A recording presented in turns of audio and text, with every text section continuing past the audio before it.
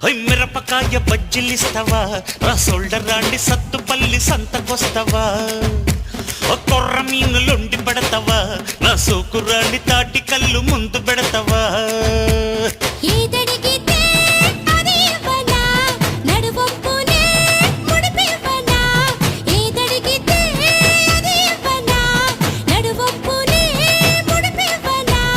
పంచమంటే పంచుకుంటా దంచమంటే దంచుకుంటలే